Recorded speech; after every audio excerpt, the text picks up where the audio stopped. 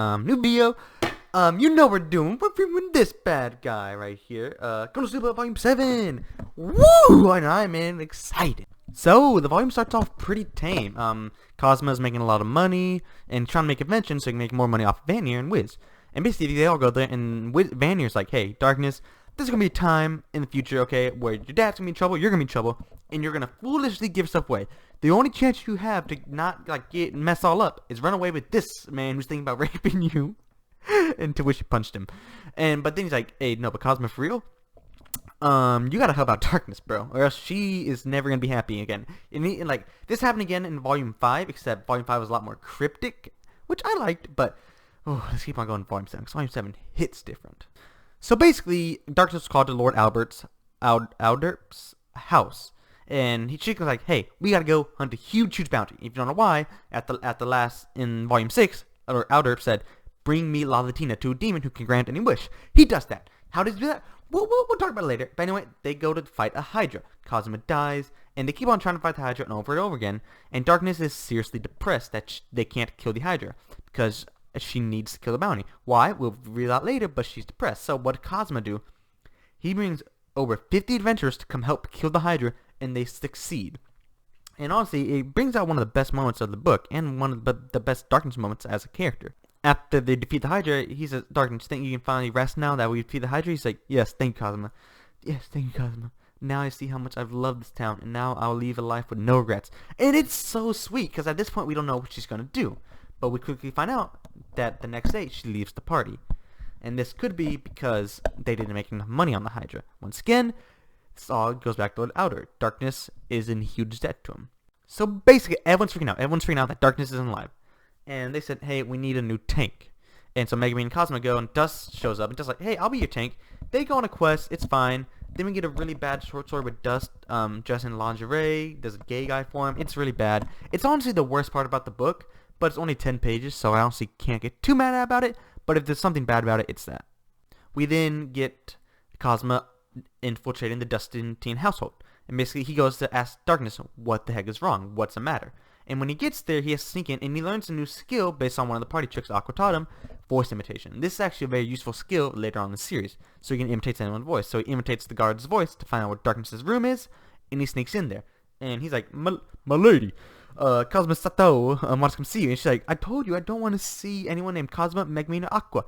And she opens the door, and that's Cosmo grinning, her eyes widened, and with Aqua's buffs, of course, he throws her on the bed, puts his hand over her mouth so she can't talk.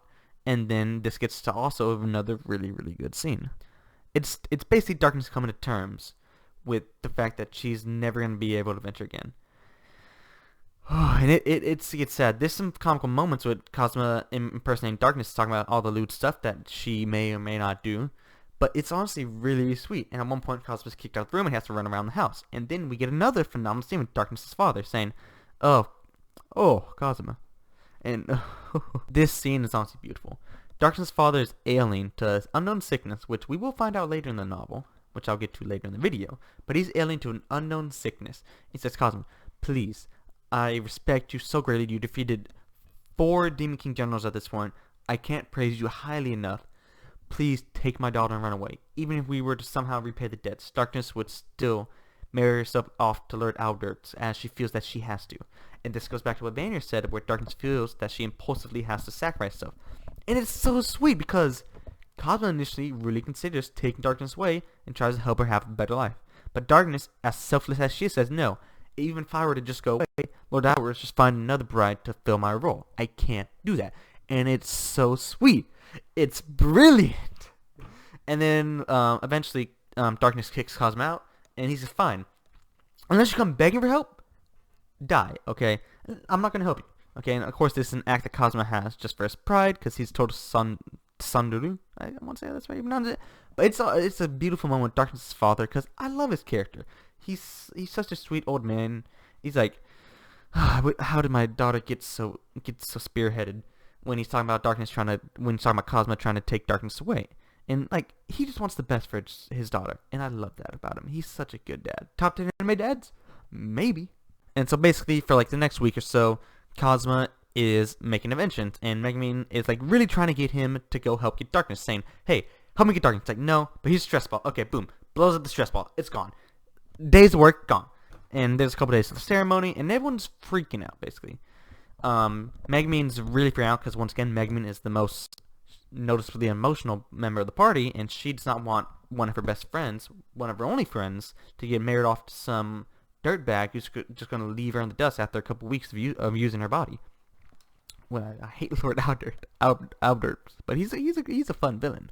Aqua is also trying to help in her own way by getting the Axis Church. Also, Megumin threatens to blow up the church as an act of terrorism. She's like, hey, this is from a concerned mage, but I've heard rumors that a Demon King General will blow up this church if y'all don't cancel the wedding. So please cancel it. It's like, bro, you can't say that. That's terrorism.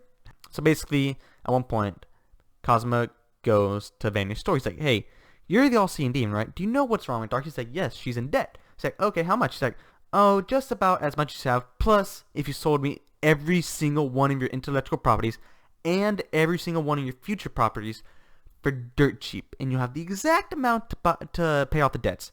So basically, Vanya is putting Kazuma in the most do-or-die situation. Yeah, he can be rich in the future, or he can blow everything away just for darkness.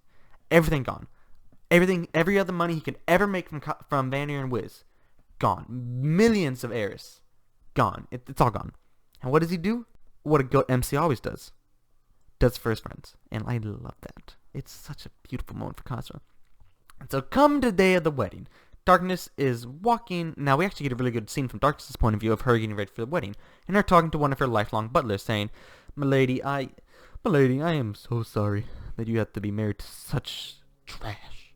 He's like, no, it's okay. He's like, you mustn't work for him. He's like, milady, unless you find a man who you respect, I was gonna resign anyway.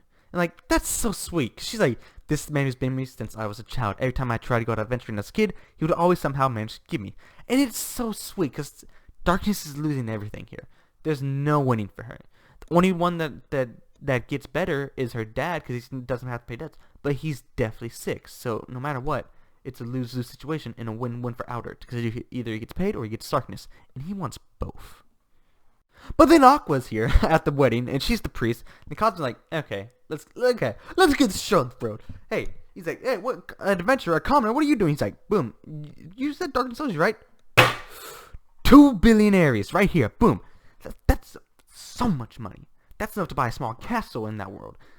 All for Darkness. He throws the 1,000 silver Aries coins, 1,000,000 Aries each is what they're worth, and Princess carries Darkness out to start walking out of the church. I actually have the page right here. This is one of the best pages in... Oh, it's so phenomenal. It's one of the best moments. And this is when Darkness truly starts to fall apart. She's like, well, after my own personal resolve, what you do? He's like, oh, I just sold every intellectual property I'll ever have to Vanya for dirt cheap. He's like, what? You? For me? And like, she's flustered. And he picks her up. He's like, hey, come on, we gotta go, okay? I spent 2 billion Aries on you, okay? You're gonna have to pay me. Take me back, okay? You preferred it. Master's Crusader. You got that? He's like, yes, sir. But Darkness is brimming tears of joy. She's so ecstatic that her friends cared about it and that they bailed her out. And it's so beautiful. I love this scene. It's so pure to see Darkness being saved by her friends. It's so amazing. There's nothing more in this, and this might be one of my favorite scenes in the whole series. It's so great. It's so sweet, it's so wholesome, it's beautiful. And then here comes Megumin and Union busting out the door. It's like, welcome Megumin, welcome Union. And Megumin's like, and Union says, Megumin, you said you begged me for a friend like me to help you blow up this church. And he's like, okay, everyone back away from Darkness, or else I'm gonna blow everybody up. And then like, oh, Cosmo, you here? Well, it's good to see that you care. And basically, they all have this fight, and eventually everyone runs away with Union holding back because Megumin's like, Union, you're my friend, hold it back. It's like, oh, I've become called a friend. But it's so beautiful. Like I love this book. It's so wholesome with dark. Let's calm down. The book is so phenomenal for Darkness' character. It proves how selfless she is and how she just wants to protect those around her. It proves how much she loves the common people of Axel, and how much Darkness truly cares for his companions. And I love it. There's only one moment more where we see Darkness caring about his companions. Probably volume 15 and probably volume 14. None other. It's beautiful. And so they all get home. Darkness apologizes for being so selfish for having the, and she asks, please, can we join the party? He's like, Cosmo's like, yeah, sure, no problem. How could we ever lose our beloved Crusader? And she starts crying tears of joy. It's so sweet. Once this gets animated, bro, it's a top 5 moment. I'll tell you some. Then they start talking, and Darkness brings up the fact that Cosmo and Darkness almost had sex when he went to go break out of the mansion that one time. I skimmed over it because I don't want my videos to be too long. But yeah, and I was dogging Cosmo, and he's like, she was just like he mumbles it under his breath. And was like, Darkness, you slut! You pretend to be such a noble crusader, but you're just a slut trying to get some dick. And I have the page right here. Like, and cause like we know Megumin cares about Darkness. She's like, Darkness, what the heck's wrong with you? Wow. And so basically that's it. And then we get a little flash forward to Cosmo talking to Chris, basically explaining the whole thing. She's like, well, I'm glad that you're able to save Darkness, to show that you're a great friend. Also, Cosmo is going to get reimbursed eventually, so he's happy about that. And it's this book where Darkness falls in love with Cosmo, falls in love with his true character. Cause yeah, he can be a jerk, he can be selfish, he can be a brat, but when he comes down to it, he comes through when it counts, and he cares for his friends greatly. It's brilliant. And so he's talking to Chris, and he's thinking like, wait, so Chris calls Megumin, Darkness, but Aqua, Miss Aqua. And then Eris calls Aqua her senior, Miss Megumin, and Darkness, Miss Darkness. So, and they both have the same cheek, and they both scratch the cheek when they're confused. And so basically Chris is walking away, and then, so Chris is walking away from the table like, well, I gotta go do something or whatever. And Cosmo says, oh, hey, Lady Eris, where are you gonna put those stretchers? And Chris goes, well, I was gonna put them in... It stops mid-sentence, leading right into book 8. And it is brilliant. This is one of the best cliffhangers. Cosmo finally realizing that Chris is Eris. I know I didn't spoil this, because that's this is the book where it's revealed. And it's beautiful. I love it. So, let's get into the final verdict of the book, dude. It's great. I love almost every minute of it.